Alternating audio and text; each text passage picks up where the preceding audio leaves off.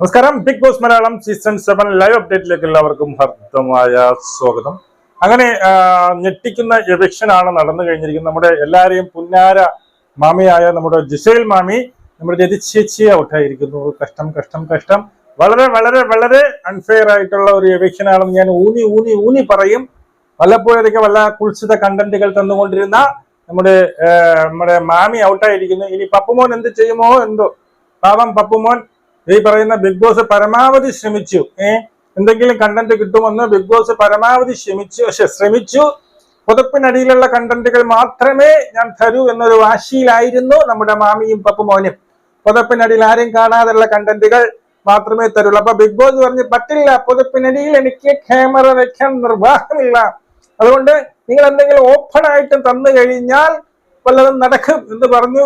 മോഹൻലാൽ ലാലേട്ടൻ വരെ വന്ന് പറഞ്ഞു, നിങ്ങൾ തമ്മിൽ പ്രേമമാണോ, ലവ് ആണോ, പ്യാറാണോ എന്നൊക്കെ ചോദിച്ചു. എന്നിട്ട് പോലും അവരെ ഓപ്പൺ ആയിട്ടൊന്നും ചെയ്യാൻ അവർ അങ്ങ് ധൈര്യമില്ലായിരുന്നു. അങ്ങനെ ഈ പറയുന്ന നമ്മുടെ മാമിക്ക് നല്ല പേയ്മെന്റ് എന്നാ അറിയുന്നത്. ഡെയിലി ഏതാണ്ട് 50,000-ൽ കൂടുതൽ പേയ്മെന്റ് ഉണ്ട്. അപ്പൊ ഒരാഴ്ച നിർത്തി കഴിഞ്ഞാൽ ലക്ഷങ്ങള് ഈ പറയുന്ന ബിഗ് ബോസിന് നഷ്ടമാകും. അതുകൊണ്ട് തന്നെ ഇനി നിർത്തിയിട്ട് വലിയ കാര്യമില്ല എന്നൊക്കെ മനസ്സിലായി. അതുമല്ല, ഫാമിലി വീക്ക് വന്നതിന് ശേഷം ഇവന്മാര് കട്ടിലും മാറിയിടായി. ഒരു കട്ടിലിൽ കിടന്നെങ്കിൽ പിന്നെയും ഇപ്പൊ കട്ടിലും മാറി അങ്ങോട്ടും ഇങ്ങോട്ടും ഉടക്കുവായി. ഇല്ല, ഇനി നിർത്തിയിട്ട് ഒരു കാര്യമില്ല. നമുക്ക് മാനനഷ്ടവും പിന്നെ ധനനഷ്ടവും. അതുകൊണ്ട് തന്നെ ബിഗ് ബോസ് എന്ത് ചെയ്തു, മാമി ഇപ്പോ വീട്ടിൽ പോയിക്കോ, ഇനി നിങ്ങളുടെ കുൽസിതമൊക്കെ വീട്ടിൽ മതി എന്ന് പറഞ്ഞ് വളരെ വളരെ അൺഫെയർ ആയിട്ടുള്ള ഒരു എവിഷനായിട്ടാണ് ഞാൻ എനിക്ക് തോന്നുന്നത്. ഇതുവരെയുള്ള എവിഷനൊക്കെ നമ്മൾ കാൽക്കുലേറ്റ് ചെയ്ത് നോക്കുമ്പോൾ അവിടെ ഈ പറയുന്ന സാബുമാൻ ഉണ്ട്, അങ്ങനെ പലരും ഉണ്ട്, ആദിലുണ്ട്, നമ്മുടെ നെവിൻ, അങ്ങനെ പലരും ഉണ്ടായിരുന്നു. പക്ഷേ എന്ത് ചെയ്യാൻ, നമ്മുടെ മാമിയെ ഞാൻ എടുത്ത് പുറത്തിട്ടത്. പപ്പുമോൻ ഇനി വിരഹവേദനയിലായിരിക്കും പപ്പുമോൻ. എന്തൊക്കെ പോട്ട്, ഞാൻ ഇപ്പൊ TV ഇട്ട് നോക്കിയപ്പോ ഒരു സംഭവം കണ്ടത് മറ്റൊന്നുമല്ല. ഡെയിലി ടാസ്ക് കൊടുത്തിട്ടുണ്ടല്ലോ, എന്തോ കെട്ടിത്തൂക്കിട്ടിരിക്കുന്നു, അടിക്കുന്നു. ഞാൻ കണ്ടില്ല, അവസാന ഭാഗമാണ് കണ്ടത്. അവസാന ഭാഗത്ത് കണ്ടപ്പോൾ അനിമോൾ അവിടെ കിടന്ന് ഉരുണ്ട് പോകുന്നു. ഇവരെന്തോ എടുത്തിട്ട് അടിക്കുന്നു. ജിസേലും ഈ പറയുന്ന ജിസേൽ എതിർ ടീമിന്റെ കണ്ണൊക്കെ മൂടി കെട്ടിയിട്ടുണ്ട്. അപ്പൊ ആര്യൻ കണ്ണ് മൂടി കെട്ടിക്കുന്ന ആര്യൻ വീണ്ടും ഇട്ട് അടിക്കുന്നുണ്ട്. അപ്പൊ അതുപോലെ തന്നെ ജിസേലും ഇട്ട് അടിക്കുന്നുണ്ട്. അപ്പൊ അനുമോൾ ഒന്ന് ചോദിക്കുന്നുണ്ട്, നിങ്ങൾക്ക് കണ്ണ് കാണാൻ പാടില്ലായിരുന്നോ എന്ന് ചോദിക്കുമ്പോൾ, ഇല്ല, എനിക്ക് കണ്ണ് കാണാൻ പാടില്ല, പിന്നെ നീ എങ്ങനെ ഞാൻ തറയിൽ കിടന്ന് ഉരുണ്ട എന്നെ നീ എങ്ങനെ പറ വീണ്ടും ഇട്ട് അടിച്ചു എന്ന് ചോദിക്കുന്നു.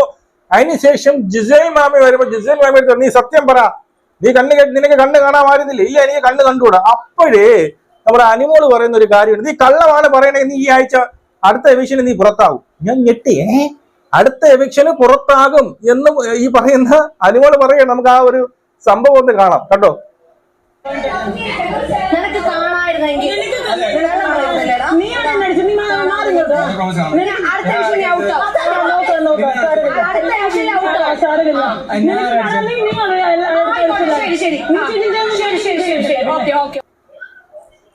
കണ്ടോ, കൃത്യമായിട്ട് പറയുന്നത് അടുത്ത എവിഷന് നീ ഔട്ടാവും. ഇപ്പൊ ഔട്ടായില്ലേ, ഇത് ആലോചിച്ചൊക്കെ, അടുത്ത എവിഷൻ ഔട്ടായിട്ടുണ്ട്. ഇപ്പം ഈ വരുന്ന എവിഷൻ, അതായത് ഇന്ന് നടന്ന എവിഷൻ, ഇത് ഇന്നലെ നടന്ന സംഭവമാണ്. ഇന്ന് നടന്ന എവിഷൻ ജിസേൽ മാമി ഔട്ടായിരുന്നു. അപ്പൊ ഈ പറയുന്ന അനിമോളുടെ ആ പ്ലാച്ചിയുടെ ആ ഒരു പവർ ഇതുവരെയ്ക്കും നഷ്ടപ്പെട്ടില്ല. അനിമോള് പറയുന്നവരൊക്കെ ടപെ പുറത്താക്കുന്നു. എന്നാലും വലിയ വലിയ വലിയ ഒരു ദ്രോഹമായി പോയി. സത്യം പറഞ്ഞാൽ ദ്രോഹം, നിങ്ങൾ ദ്രോഹി. നമുക്ക് വല്ലപ്പോഴും ഓരോ കണ്ടന്റ് കിട്ടിക്കൊണ്ടിരുന്നത്, അല്ലാതെ പൊതുവെ ഈ സീസൺ ഫ്ലോപ്പാണ്. വേറെ വലിയ കണ്ടന്റുകളൊന്നും അവിടെ ഇല്ല. അപ്പോ വല്ലപ്പോഴും വല്ല കുൽസിത കണ്ടന്റുകൾ കിട്ടിക്കൊണ്ടിരുന്ന, അല്ലെങ്കിൽ കുൽസിതം ഇഷ്ടപ്പെട്ടുകൊണ്ടിരുന്ന ആരാധക വൃന്ദങ്ങൾക്ക് ഓർക്കാപ്പുറത്ത് കിട്ടിയ ഒരു വൻ അടിയായി മാറിയിട്ടുണ്ട് നമ്മുടെ ജിസേൽ മാമി പുറത്തായത്. വേണമെങ്കിൽ അവർ ജിസേൽ മാമിയെ സേവ് ചെയ്യാമായിരുന്നു, പക്ഷെ അവർ സേവ് ചെയ്തില്ല. കാരണം ഓരോ എവിക്ഷൻ വെച്ചിട്ട് നിർത്താമായിരുന്നു, പക്ഷെ സേവ് ചെയ്തില്ല. ജിസേൽ മാമി ശരിയല്ല, നമ്മുടെ പ്രതീക്ഷയ്ക്കൊത്ത് അങ്ങോട്ട് ഉയരുന്നില്ല. പുതപ്പിനടിയിൽ മാത്രം കോൺസെൻട്രേറ്റ് ചെയ്താൽ നമുക്ക് കണ്ടന്റ് വേണ്ടേ? നിങ്ങൾക്ക് മാത്രം കണ്ടന്റ് കിട്ടിയാൽ മതിയോ? പറ്റില്ല. ബിഗ് ബോസിന് കണ്ടന്റ് വേണം, അതുപോലെ പുറത്തിരിക്കുന്ന നമുക്ക് കണ്ടന്റ് വേണം. അപ്പൊ എന്തെങ്കിലും ഉണ്ടെങ്കിൽ പുതപ്പിന് വെളിയിലോട്ട് വാ എന്നവർ പരമാവധി ശ്രമിച്ചു. പരമാവധി അതിന് വേണ്ടിയിട്ടുള്ള പലതും കൊടുത്തു, പക്ഷെ രക്ഷയില്ല. കട്ടില് വരെ മാറിയപ്പോ ബിഗ് ബോസ് മനസ്സിലായി, ഇനി ഇതിന് വേണ്ടിയിട്ട് നമ്മുടെ ധനം മാത്രം നഷ്ടം, കണ്ടന്റുകളൊന്നും പ്രതീക്ഷിക്കേണ്ട. ഈ പറയുന്ന ജിസേല് പറയുന്നുണ്ട്, ഇന്നത്തെ ഡെയിലി ടാസ്ക് അല്ല, മോർണിംഗ് ടാസ്കിൽ പറയുന്നുണ്ട്, ഞാൻ ഒന്ന് നിന്നാ കണ്ടന്റ്, ഞാനൊന്ന് നടന്നാ കണ്ടന്റ്, ഞാൻ പുതപ്പൊന്ന് മൂടിയാൽ കണ്ടന്റ്. സത്യമാണ് അത്, ഞാൻ നിഷേധിക്കുന്നില്ല. സത്യം തന്നെ. ഒന്ന് നടന്നു കഴിഞ്ഞാൽ തുണിയുണ്ടോ എന്ന് ഇനി ഭൂതക്കണ്ണാടി വെച്ച് നോക്കേണ്ട ഒരു അവസ്ഥയിലായിരുന്നു. ആ രീതിയിലായിരുന്നു തുണികൾ. പുതപ്പ് ഇട്ടാൽ കണ്ടന്റ് സത്യമാണ്, പക്ഷെ എല്ലാം കുൽസിത കണ്ടന്റുകളായിരുന്നു എന്നുള്ളതാണ്. ഇത് നമുക്ക് ഊഹിക്കാനേ പറ്റുള്ളൂ. ഈ പറയുന്ന പുതപ്പിനകത്ത് എന്താണ് എന്ന് ഊഹിക്കാൻ മാത്രമേ പറ്റുള്ളൂ. പക്ഷെ സംഭവം എന്താണ് നടക്കണേന്ന് അറിയില്ല. എന്തായാലും നമ്മുടെ എല്ലാവരുടെയും പ്രിയങ്കരിയായ നമ്മുടെ രതിമാമി, രതി ചേച്ചി പുറത്തായിരിക്കുന്നു. പപ്പുമോന്റെ വിരഹം നമുക്കിനി കാണാൻ സാധിക്കും. അതുമല്ല, നമ്മളെല്ലാവരും പ്രതീക്ഷിച്ച മറ്റൊരു വിഷയം കൂടി നടന്നിട്ടുണ്ട്. നിങ്ങൾ എല്ലാവരും പറഞ്ഞിട്ടുണ്ടാവും, നമ്മുടെ ഒനീൽ സാബു 2-3 ആഴ്ചകളായ അത്ഭുതങ്ങൾ സംഭവിച്ചുകൊണ്ട് നോമിനേഷനിൽ വരാതെ രക്ഷപ്പെട്ട് ഒഴിഞ്ഞ് സൈഡിൽ കൂടി പോവുകയും ഞാനാണ് ഇവിടുത്തെ ഏറ്റവും വലിയ കണ്ടന്റ് മേക്കർ എന്ന് സ്വയം പ്രഖ്യാപിക്കുകയും ചെയ്ത ഒനീൽ സാബു ഇന്ന് ദയനീയമായി പുറത്തായിരിക്കുകയാണ്. 2-3 ആഴ്ചയായിടേ ഈ ഒന്നിന് നോമിനേഷൻ വന്നത്. അതായത് എനിക്ക് തോന്നുന്നു അപ്പാനി പുറത്താവേണ്ട ആ സമയത്ത് അവിടെ ഭാഗ്യം കൊണ്ട് രക്ഷപ്പെട്ടതാണ് ഈ ഒനീൽ സാബു. അവിടെ നിന്ന് പിന്നെ അങ്ങോട്ട് ഒരു നോമിനേഷനിൽ പോലും വരാതെ ദൈവകൃപ കൊണ്ട് ഇതുവരെ എത്തി. അവസാനം ഒരു നോമിനേഷൻ വന്ന ആ ഒരു ആഴ്ച തന്നെ ദാ പോണ് ഒനീൽ സാബു. ഇവൻ എന്ത് കണ്ടന്റാ കൊടുക്കുന്നത്? അവനൊക്കെ ഷൂ ആണ് എന്നാണ് ഒനീൽ സാബു മറ്റുള്ള കണ്ടസ്റ്റൻസിനെ കുറിച്ച് പറയുന്നത്. അവന് സംസാരിക്കാൻ അറിയില്ല, അവന് കണ്ടന്റ് കൊടുക്കാനുള്ള, അവന് പ്യുവർ കോണ്ടന്റ് എന്തെന്ന് അറിയത്തില്ല. അതൊക്കെ എനിക്കറിയാം.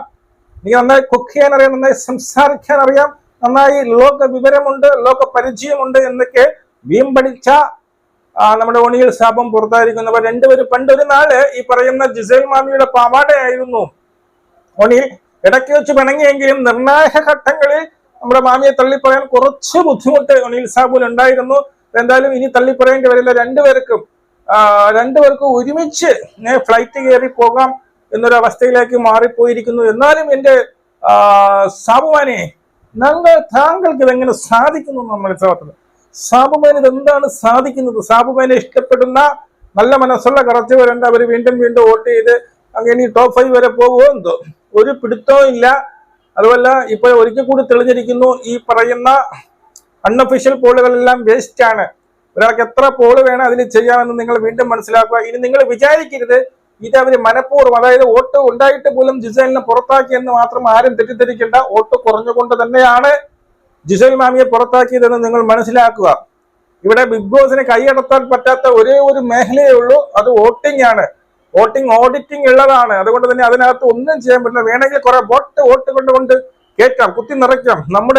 നമുക്ക് ഇഷ്ടപ്പെട്ട മത്സരാർത്ഥിയെ രക്ഷിക്കാൻ വേണ്ടിയിട്ട് ഒന്നും നടന്നതിലേക്ക് കുറച്ച് വോട്ടെങ്കിലും കൊണ്ട് കയറ്റാം എന്നുള്ളതല്ലാതെ വോട്ട് കൂടിയ വ്യക്തിയെ പുറത്താക്കുകയും വോട്ട് കുറഞ്ഞ വ്യക്തിയെ അവിടെ നിർത്തുകയും ചെയ്യാൻ ബിഗ് ബോസിന് പറ്റത്തില്ല.